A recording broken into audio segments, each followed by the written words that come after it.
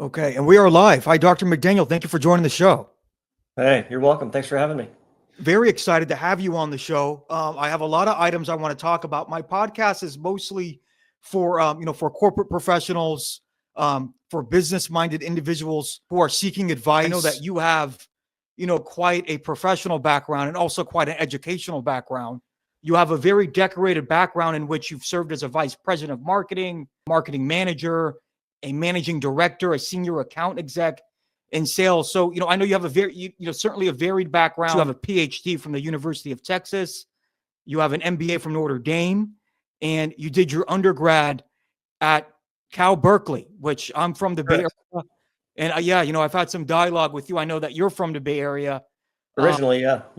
Right. Right. Which I find that really cool. I spent most of my life in San Francisco. A brief background from me. I'd like for you to just go ahead momentarily introduce yourself.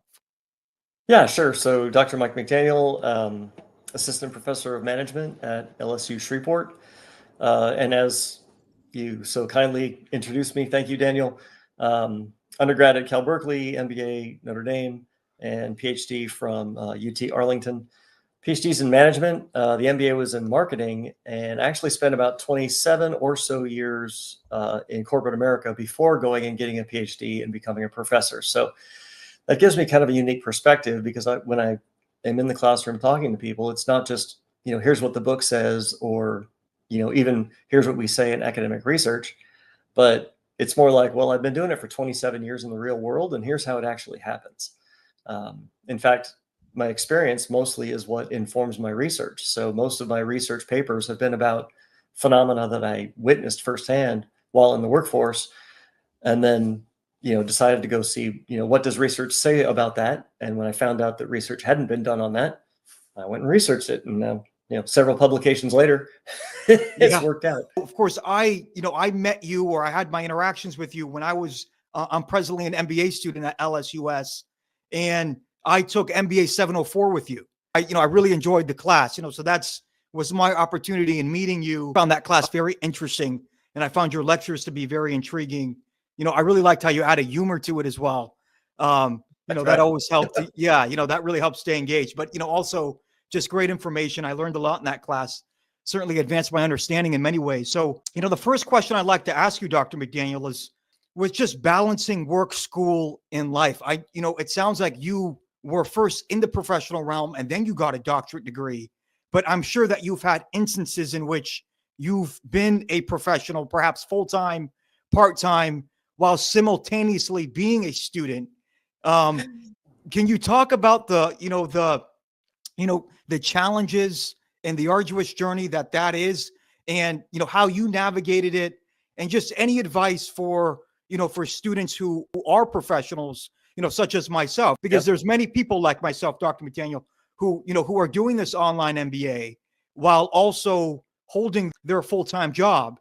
Oh, I got a story for you. Absolutely. In fact, this is why when you MBA students come to me and say, I'm working full time, I can't get my homework done, I have very little compassion, because here's the backstory is when I decided to go back and get a PhD, I was very old already at the time, 47. But, bills to pay, the whole thing. Most PhD students become full-time PhD students where they're, paid to be there and do research and go to class, and that's their job basically while they're getting their PhD. Well, I couldn't afford to do that. I still had a family to feed, and so I actually worked full time as a corporate trainer while getting a PhD full time, and also teaching college classes on the side to get experience as a college level professor. So basically 2.5 full-time jobs at the same time. And so I won't lie to you, it was not easy. And sleep was optional. Sleep was a luxury. Caffeine was my friend. But in the end, yeah, some real basic advice for people that are in that kind of a situation. One is just to be super disciplined about the scheduling of your life. So for me, that looked like, I would work during the day. I would come home and have dinner with the family, and then lock myself in a room basically from 7 until 9, 6 until 9, depending on when dinner was. But a couple hours, 2 or 3 every night, hitting the books.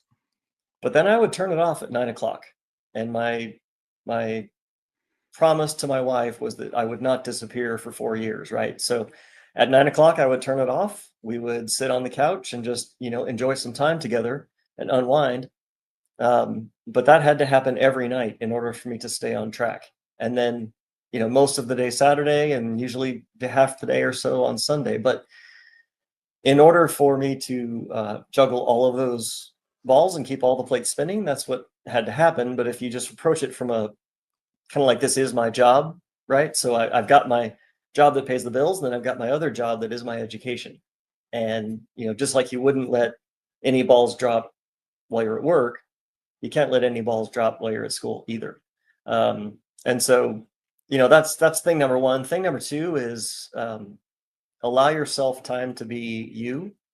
I know it's difficult because you don't have much extra time, but in whatever extra time you have, if that's, exercise for you, or if that's, church, or if that's, hanging out with friends, or, a hobby of some sort, you have to have that time because we're multidimensional beings. And if you let that other side of you just atrophy, then pretty soon you're going to be miserable. And so, you can't allow that to happen. So you have to even schedule in time for things like exercise and friends and, those sorts of things. But in the end, if you haven't read 7 Habits of Highly Effective People, it's a classic. It's sold multi-millions of copies for a reason. It'll give you some real basic tips on how to be proactive and how to, take advantage of your time instead of letting your time take advantage of you. Can you say that book title one more time? 7 Habits of Highly Effective People. Stephen Okay. Covey. Yep. Well, Classic definitely, from, I I'll think add that in the description. Yeah. yeah, it's like the 1980s or something, but I mean, it sold millions and millions of copies. So you're hyper familiar with just how arduous of a journey it is when you have a full-time job, and you had two. Doing MBA full-time or pursuing a doctorate full-time, is a full job in and of itself. That's right. So it becomes a massive balancing act. I think that you nailed it on the head. It's easy to let other aspects of your life slip.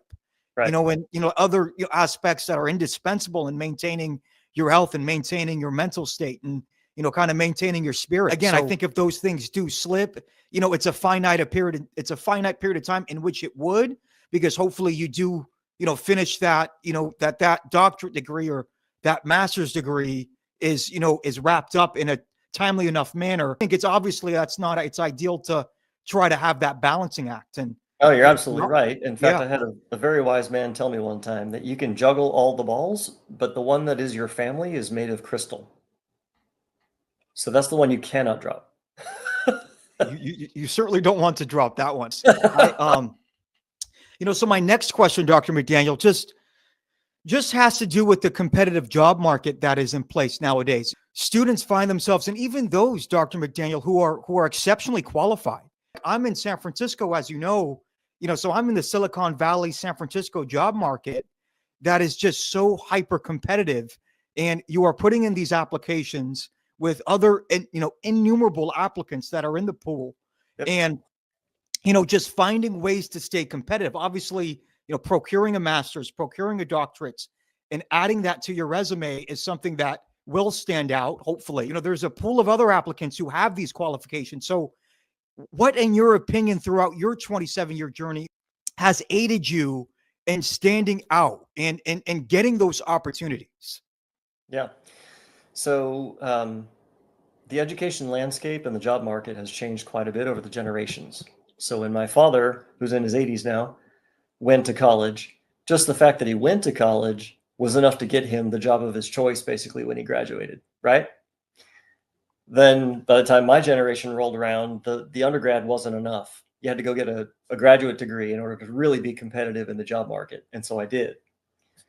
Well, in this generation, even that isn't enough, especially when, employers don't necessarily know what your MBA program entailed, what classes you took, that sort of. They could see it on transcript, but they might not even know what those class names mean, right? So what I always tell people is there's two things. One is any certifications or anything else that's tangible that employers understand beyond the MBA, super helpful. So these days, for example, people are getting AI prompt certified, prompt engineer certification, things like that right? Even if it's not their full-time job they're going for, every employer expects you to be conversant in AI now. It's the new normal. And so they expect you to see those kinds of things. And if you have a certification that says, yes, not only am I familiar with it and can do it, but I've got this cool certification to prove it, that's just a little bit extra that the other applicant may not have. But the second thing is the experience itself. So most of the jobs, and I've had many different kinds of jobs, everything from, selling mechanical engineering projects to hospitals, to selling IT into the government, to, all kinds of, things. But every job that I ever got was a branch that I was able to grab because of the last branch that I had. So think about Tarzan going through the jungle, right? So you have one branch and you're holding on tight, but it's time to let go. Well, you better have that next branch in sight. Know what that branch, what do I need to do to get to that next branch or vine or whatever? And so, same exact thing, right? So every job that I had, I would figure out, what have I learned? What can I leverage? Who do I know that I didn't know before that I can leverage into the next opportunity? And so it's really just about, in this day and age, employers don't want to have to train you. I hate to say that it's true, but it's in most industries, it is rather true. They would rather that you know what to do when you get there, right? And so as much as you can learn, whether that's, even if you have to get an internship for like no pay or something, just to get the experience to get you to the place that you want to be next, highly recommended that you have something beyond education to get you there. It's a great answer. I do think that those certifications, I recently got the PMP. There you go. Of course, I wanted to advance my understanding, and the educational aspect of it was important to me. But, to your point, I was thinking what you just said, that I better start adding things to my resume, because this is a hyper competitive market in which there are so many applicants, and, these recruiters don't have the time. They just do a brief scan of your application. And if something doesn't pop out right away, it's trash on to the next one. And, this is the harsh reality of it, Dr. McDaniel. Yeah. About 7 seconds per resume is what the average recruiter spends. 7 seconds. So, it sounds like there have been situations where you did use your network, where perhaps you knew somebody that worked somewhere, where you had that connection, or you knew someone who knew someone, so on and so forth. It's a good segue into my next question. I think you make a great point that bolstering your educational profile, having tangible skill sets where, you know what you're doing when you commence the job, these things are of paramount importance. But just the power of networking, Dr. McDaniel, like, of course, networking in of itself does not, I'd be shorthanding you to say that, or shorthanding anyone to say that in of itself got them the job. Right. But it opens that door. And sometimes that's merely what somebody needs.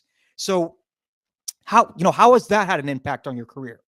Oh, yeah, incredibly. And so early on in my career, when I didn't have an established network in place, and I had just graduated with an MBA, but didn't know quite what to do with it, I was just randomly applying, Monster back in the day, Career Builder, things like that, just throwing my resume into black holes and not seeing much success. Fortunately, finally, got my first post-MBA job. But once I landed that one, it was all about networking from then on out. A couple of times I had to change industries because an industry I was in was struggling, for example. And so I would have to switch, but always, it came back to, who do I know that's in that industry? And so it's not like you walk into every relationship and every friendship thinking, what can this person do to me? Of course, for me, you don't do that. But as you're meeting people about your day and, people you come across, it's very interesting. And so can we connect on LinkedIn? And then when it's time to make that change, who do I know on LinkedIn that's in that industry I want to be in? Well, here we go. Because here's the reality. We talked about how recruiters spend maybe 7 seconds. You're just, a name on a piece of paper. They don't know you from Adam.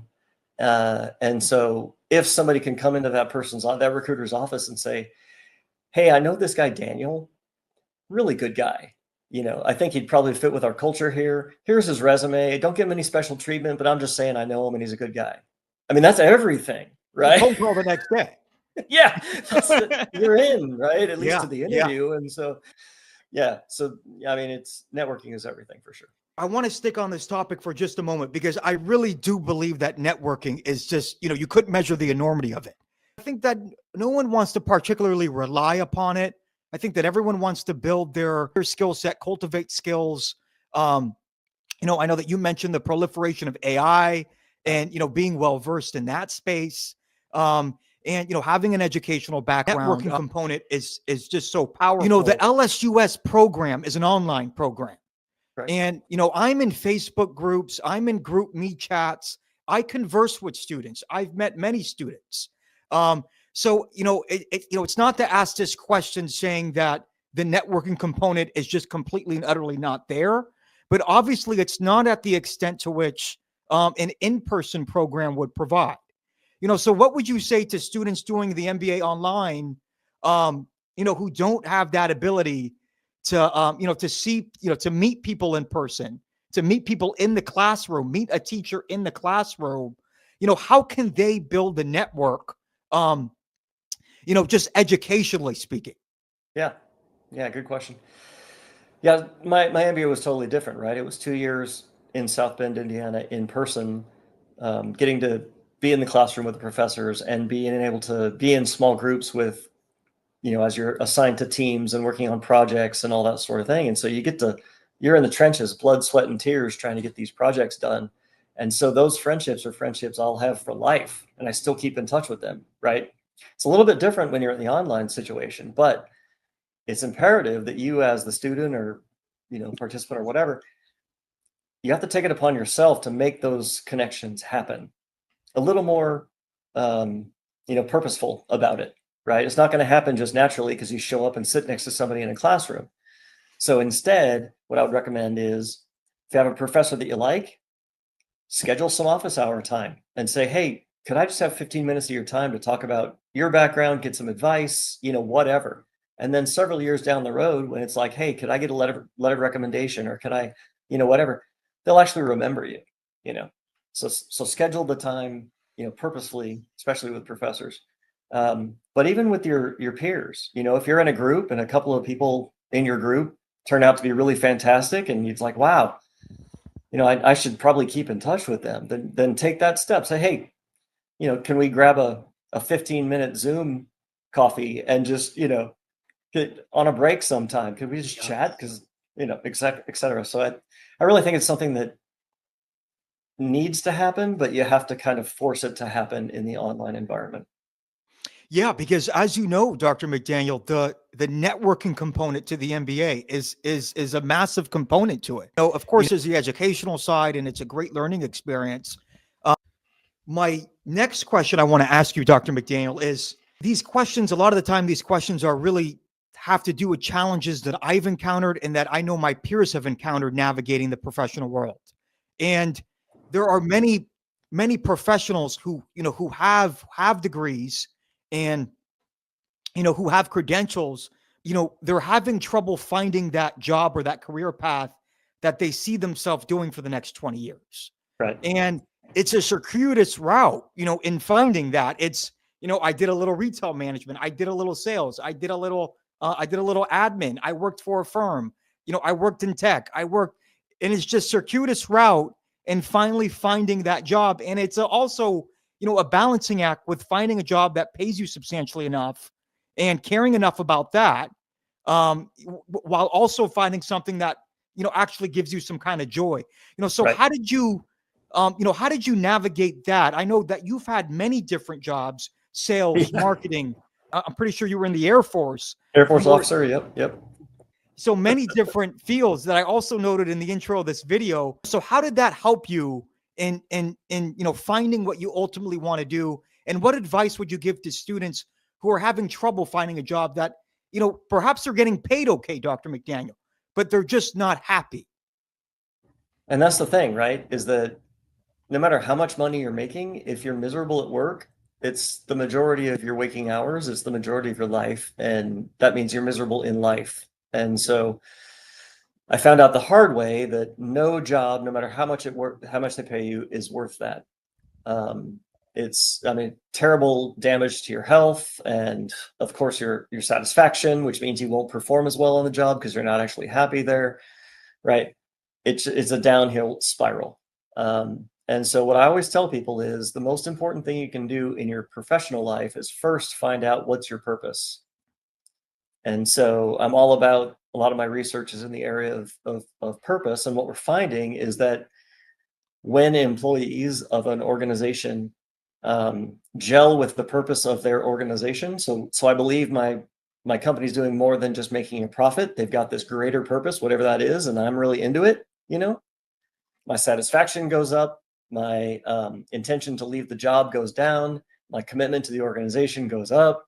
All of these nice things happen when your purpose matches that of your organization. But first you got to find out, what is your purpose? What are you here for? And that's a deep soul searching kind of question, but there's plenty of books out there that can help you with that.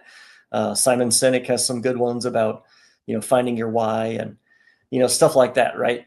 But if you can find that, especially if it's something that is not only your purpose and that you're naturally designed to do, but also that brings you joy, well, then suddenly work doesn't feel like work anymore. Work feels like I'm executing my purpose. I'm doing what I'm here for, right? Yeah, no, totally, So totally. that's And a I different think that's the answer goal. for everybody. Correct. Yeah. No. So sorry to interrupt you, Dr. McDaniel. No, I think that that's the goal. And, of course the pay is important, but I think you nailed it. It's, despite getting paid a decent deal of a decent salary, if you're not happy and it's a dogfight every day at work, Right. it's not fun. The impact on your quality of life is quite consequential. Correct. It's such a balancing act too, because you want to find a job that pays enough, that pays you what you think you're worth. That's right. But but there's situations in which I've heard people taking pay cuts, Dr. McDaniel. Yeah, I mean, I'll take Yeah, it that's 15. me. Yeah, I mean, I'll take a 15-20% reduction in pay because, I think I'm going to be happier. Yeah, no, I And went from corporate sales where, I mean, it's, six-figure base plus commission to being a professor, which is not that. yeah, yeah, yeah, But I did that because I love it. And every right. day of doing this is just joy for me. So I feel like, wow, I get paid to do this. This is awesome. Yeah, yeah. For managers and for senior leaders who have direct reports, which I'm sure you've had plenty, Yeah. you're always invariably dealing with different personalities and people who tick differently, people who like to be spoken to differently. That's right. And, some people, quite frankly, are a little bit easier to manage. How have you managed that? Like, what advice would you give to master's students or professionals who are looking to be in senior management and have direct reports? Yeah, no doubt. Best advice I ever got on this was to treat people as individuals. And so there used to be a theory in management and in leadership that said, find your leadership style and then just do it. Well, then we found this whole thing called contingency theory, which is actually, depending on the situation and the organization and the person you're talking to, it may take a different kind of leadership to lead that person, right? But the best advice I ever got was treat everybody as individuals. So in other words, whenever I would take a new position and I had, meeting my subordinates for the first time, I would take them one by one individually and find out, so what are their goals? What do they want to achieve? What's their next step? Is there a promotion they're looking for, a skill they want to learn? What is it that they're trying to get out of working here beyond just a paycheck? What's their purpose in life? Are they executing their purpose in life? Or are they here just kind of like, I don't know why I'm here? Once I found that out, then as I'm leading those people, I can really be thinking about, hey, this person wants to learn this other skill. This person wants to be promoted to manager of whatever. So I need to help them get to that place. And so in those first meetings, that's what I would tell them is my goal in life is to get you that next promotion, is to get you that next skill or whatever it is, right? But I need your help to, help me help you kind of a situation, right? So that's really, I think, the best advice I can give is that same message. You can't treat everybody the same. As much as we'd like to be able to, because it's easier that way, you really can't. And so getting to know people on an individual level, finding out what their goals are, and then helping them realize that you're in it to help them reach that goal, whatever that is, right? Then they'll start to fight for you. They'll start to work for you. They won't undermine you, right? They'll maybe even work a little bit harder than normal because they realize this person's trying to help me. That's a very good point. And it's never a one size fits all. And I will say, if that's your approach, you will, it will be a disaster. Correct. Because it is certainly not a one size fits all. And that's a very compelling answer, Dr. McDaniel. Thank you. And thank you so much for your time. I don't want to take too much more of your time. I've really appreciated your time. Was very excited to talk to you, and it was a very interesting conversation. Thank you so much. Yeah, thanks for having me. Yeah, no, totally. It was a pleasure. I hope you have a good night. Yeah, you too. Talk to you later. Thank you. Yeah, I'll talk to you later. Take care, Dr. McDaniel. Bye.